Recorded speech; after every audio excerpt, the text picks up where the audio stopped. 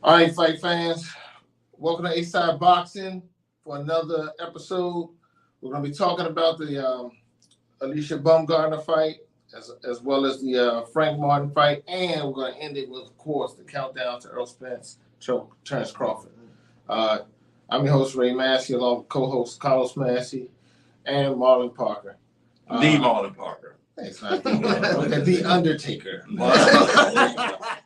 There you go. Got all the black on, man. This guy looks like he's about to go for a hot date after this, so you know. Vampire in Brooklyn. Yeah. So, hey, Carlos, what you think, man? Last night we were with the Alicia Baumgardner fight. I mean, it was a good fight. Yeah, I know I'm a big fan of female boxing. Had my favorites. Check his box. Go ahead. But it was a good performance. She was avenging her only loss, and it looked like she was a little careful at first, but she turned it on, and was catching her with some huge punches as you always do. And it was a good fight for her, and she avenged her only loss. So I think it'll be a good. I think she did real good on that one. Yeah, I know twisted up. I thought she was good. I thought, to be honest, she's a good boxer. I've seen her on her boxing game when she's just taking a move. I think this particular fight, especially with the history, she wanted to make a statement. You know, like especially somebody who won up you before. So she it was times where she went in and. Some may say in hindsight unnecessary chances, but I think sometimes I do understand that when somebody beats you before, you want to make sure it's you get your point across that this ain't the same me. The version of me you beat last time, it ain't the same. Right. And she was investing, she was dumping some heavy body shots, and I think that's really what. A lot of people don't give credit to body shots, just like in the Haney fight. Mm-hmm. It was a work to the body, and she kept bringing it back to the top, but it was really the body work that took a lot out of her opponent and enabled her to secure the victory. Yeah, so. What network was that on? That's on DAZN. And I no longer subscribe. Well, I'm boycotting that network. No knock to DAZN. Why? Because now they're charging for pay-per-view. My original contract. We're off topic, off schedule. And no knock to them. Wonderful network with a lot of content. But what? I'm laying it down. I could have actually watched it. I actually contemplating resubscribing. I said I can't. I pay extra, man. I can't. I can't. I pay extra. The promise of that network was no pay-per-view. Yeah. And now it's pay-per-view. So yes, did I go off schedule? Of course. But I had to say it. It was going to come out one of these days. Do like I do. Just use his. Yeah.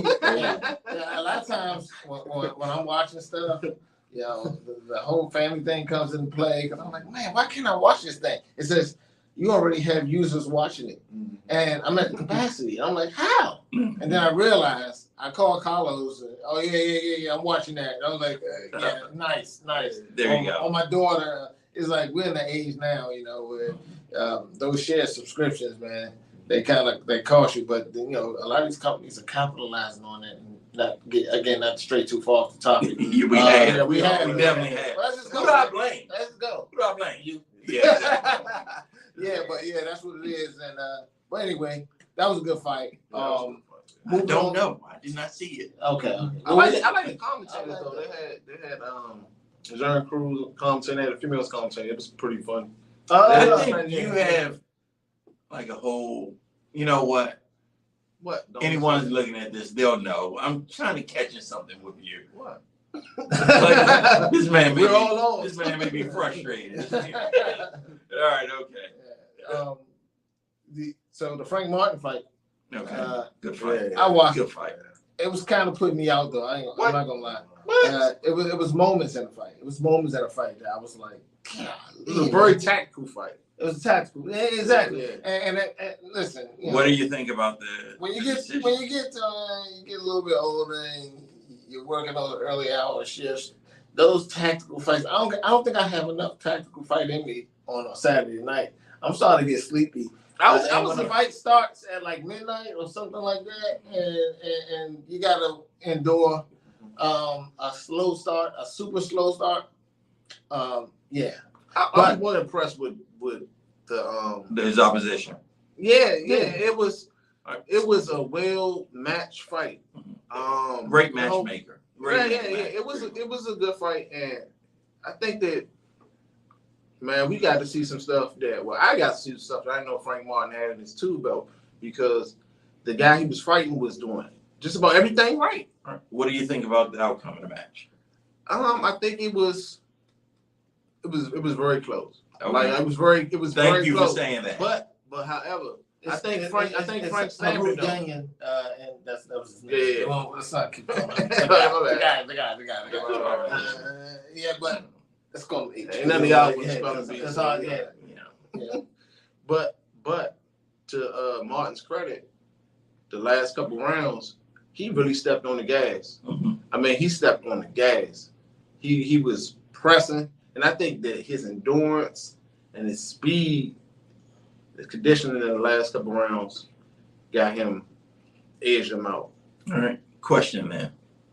Is he ready for the top names at his weight class? Depends on who you think top names are. I don't think we're ready for the. Is he ready for top names yet? I think I'm still Like ready right to keep under. talking about the fight and how it went. Yeah. I'm not. You know what? Let's just. You're trying to steer the conversation. But I definitely. I still had. Yeah, I know. I had something to say. You know? What you got to say? Let's say it. No, well, all right. There we go. Absolutely not. There we go. I thought with is it Harutyunyan's Just give up on his his name. 250 amateur fights. Being that this was his introduction to America, right? Mm-hmm.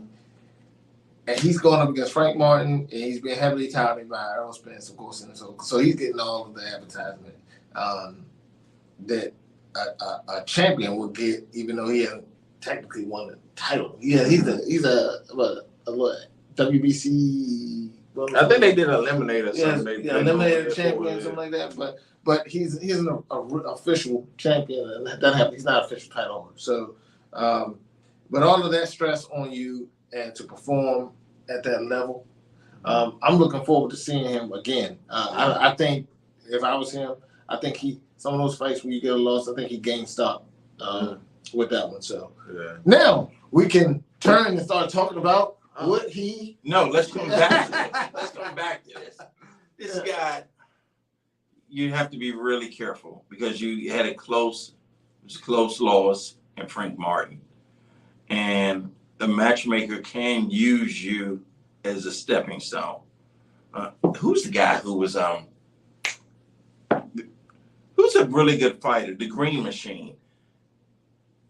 I know who you're talking about. Green Machine. He's a perfect example. He probably, different matchmaking his career will have a different trajectory. So his management should be really careful about his next fight. I think extremely careful about his next fight. I think the thing that won Frank the fight was him getting if he didn't get that knockdown at the end, I thought it was gonna be like a draw or something. Because like I said, I can see that. Like his opponent was doing everything right. The gas tank was on a whole different level. It's like he was in the first round and the 12th round, the way he was chasing this guy. It was a good fight. That was a good one. But just to speak to your point, and this is the conversation we've had before. Late fights as we get older, it really wears on me. We're going to segue, which is probably the perfect segue, into the fight between Crawford and Spence, which will come on late, which we'll have to make a decision. Yeah. Do I just order it at home, or do I travel home at 1:30 in the morning, or take a nap? Yeah. We all gotta be here, man. We all gotta be here. Take your nap, man. We gotta be here. We gotta be here to argue, and debate our points. I think that's going to be a really good fight. Excellent fight. Excellent fight. You already hear rumblings coming out of the camps. Like I think I saw something the other day. And I think we posted it. As a matter of fact, on our page, the Earl Spence, he's going to do the same thing he's been doing. And all his other fights, right? Push and press. He said he's gonna grind him into a halt. He's gonna, essentially break him, and that's one of the things he said during the press conference. I'm gonna break him like I broke everybody else. The crazy part is, I really, really, really, really like Spence. This is one of those fights where I don't hate either fighter. I don't have a dislike. It's really even, but I have and it's by the smallest margin. I kind of lean toward Earl Spence because of his, despite Earl Spence's elaborate, boxing amateur background, he just doesn't have as much. You mean Crawford? Crawford's. Well, no, my point. I know what I mean. You sure? It seemed like you were. All right, okay. Because I got to keep these caveats out before the left, before I go to the right. You know what I'm saying? So what I'm saying is, even though Earl Spence has this pedigree and has a huge pedigree in amateur boxing, I just don't think technically he has as much depth as Crawford. Crawford has, I think, more tools. And with Earl's statement, I'm gonna do the same thing I've been doing, to get to this point. Again, he's been sledgehammering guys to death with the jab, hook, jab right to the body. I mean, good, great. Can you do that to a fighter who is a switch hitter, who can fight forward, who can fight backwards, who has a mean streak, who is known to turn it up, just like you are? I think this is going to be a different fight. And that's a good point. Think he may be a little bit faster too because he's a little lighter than Earl. You know what I'm saying? He's coming from a lower weight class up there. He probably walks around. He probably walks around. I'm going with Crawford. That's what I'm saying. And so that's why I gotta throw all these things in here. That's inconsistent with your. I'm giving him his praise, but then I gotta come back to say, hey, no, I'm going with Crawford, and that's it. I won't be denied. Give it to it. Give it to it. At first, I'm saying Bud, right? Mm-hmm. Now that I look more into this, they both are actually like the same. This is a dangerous thing about this fight. Like you hand it to it, right? You hand it to it. When they feel as though they getting pressed or they getting in a little danger spot, it's like a button click on both of them. When you press them, they press back harder. So I think those two, that element right there is gonna make it a good fight, a real good fight. But however, I'm gonna say this: I never seen Earl Spence get hurt in a fight. Never seen him. It's a YouTube clip. No clean. Brooke clipped him a couple of times, but it wasn't anything where he was like, he got pounced on. And the reason why I'm saying that is because I've seen Crawford get hurt before. He got clipped. I've seen him. He got clipped like twice. It happens though. No. But I'm saying, do Earl hit as hard as Gamboa? Yeah. So what I'm saying is this. Only thing I'm saying is this: that the only thing that I can see between the two of them that's going to separate them is who's able to take each other punch. Right. Okay. That's what I'm saying. So right now I'm leaning a little bit more to Earl, only because I've seen Crawford get hurt, and I'm not even saying Crawford going to lose the fight, but it's just like now we watching All Access and all that. Mm-hmm. I'm leaning a little bit more to Earl, but Bud is like super focused. So I don't know. I ain't putting no money on this fight. I ain't putting no money on this fight. I'm picking Earl, but this could easily turn into. So wait. Who did you pick? He bench strap. No. He said he all right. Earl. This is what I'm gonna do. Y'all ask me next week, I'll tell you. He said all that to say nothing. I'm picking Earl Spence, but I'm Why cognizant- though? Why? But I'm cognizant that this could turn into a Hagler. Hurts. No, not Hagler Hearns. Hagler Leonard. Who was the winner? Yeah. Bro? Nah, Crawford No. could walk away and he can outbox him. He's When fast. Hagler was on him and pressing him in power, Shoe shiner. he shoe shot him and did some things. I'm cognizant of the fact that Terrence Crawford has the boxing skills and the ability to turn this into a whole nother thing. We can say, geez, this is, this looks just like it did 30-something years ago when Hagler, who you thought would just walk through Leonard, grind him down, couldn't actually get a good beat on him. But all that being said, I'm still picking Spence because absent those types of fights, and those are outliers because we've seen lots of, you usually get touched late. And Earl's power doesn't fade, and he usually starts wearing people down with the body shots. And at some point, they become hittable. Well, they're always hittable. They're easier to touch. And then the more he touches you, the fight just turns around. And again, just go to that point, have I seen him? I don't really, truly, fighters get hurt. I've never seen either one of them go down. I've seen a clip of Earl getting hurt on YouTube in a fight early in his career. I've seen Crawford buzz twice. I know once. You guys are saying twice. It may have been another time he got clipped. But I don't. But that also speaks to his chin because he kept fighting and he won those fights. He hasn't lost anything. And I'm not sure. Did he stop that guy when he got buzzed when it looked like it was a knockdown? Well, time out. Well, I just want to make this one point. And I was trying to make this point before you went there. Let's establish actually getting buzzed or getting hurt and just a guy just landing a good shot. I didn't see in those videos, those clips where they were like, Spence got buzzed, got hurt. I didn't think he was hurt. He got caught with a good shot. He got caught with a good shot, but his concentration. You know how much concentration? I think enough credit isn't given to the level of concentration it takes to go 1, 2, 3, 4, 5, 6, 7, 8, 9, 10, 11, 12 rounds of concentrating.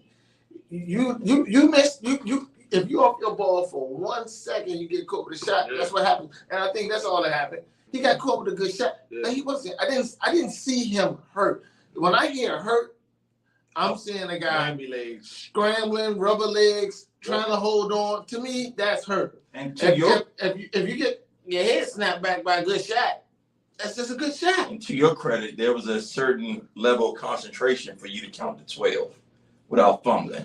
At 10, we almost lost, but he pulled through. He pulled through, ladies and gentlemen. Yeah. But that's a good point you made. I think both of these fighters gotta be perfect for 12 rounds, right? Because it like I said, it might only take one shot to get you up out of there.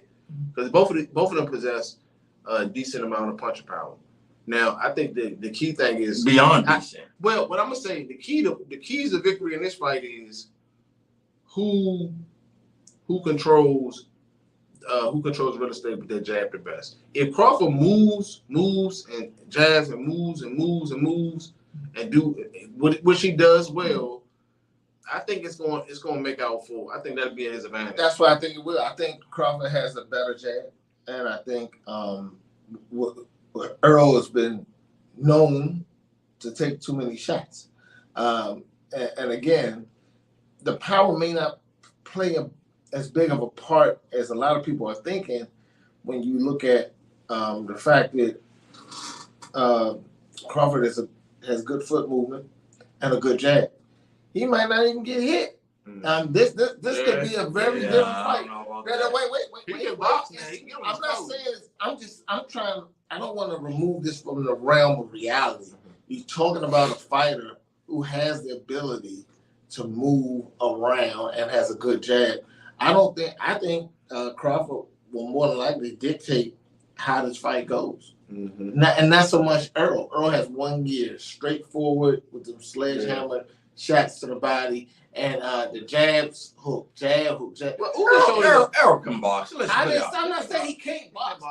See, that's what I'm saying. No, I'm saying you said he can't box. I don't want you to be emotional. I'm saying you didn't say it, but I'm saying you said it, right? So, exactly. So, for the purpose of my argument, you said he can't box. Yeah. And I'm telling you, he can box. Well, he boxed well against Mikey. He boxed well against Kell Brook. No one saw that coming. Kell Brook was in his prime, and he went across the pond and beat him.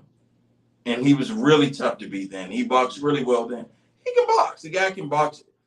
Too much credit is given to his power and not enough to his footwork, his jab, and his boxing ability. But now you're pairing him against someone who is always, every time his name comes up, superb boxing ability. And it's not fair to Errol because it's rarely mentioned how good of a boxer he is. Because we only think about the power. Well, let's look at their last opponents. One thing both of them got going for themselves, they're continually stopping their opponents. I don't know. Hold up. Didn't Errol, but he stopped. Errol had Ugas.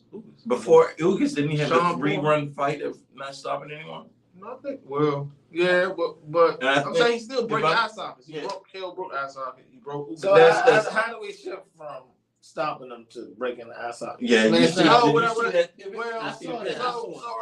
his last. I mean, Crawford is still. But are you these really? guys out of there? Earl's getting these guys out of there. Mm-hmm. So all I'm thinking is, so the question is going to be is who wins the jab? Who wins the battle of the jab?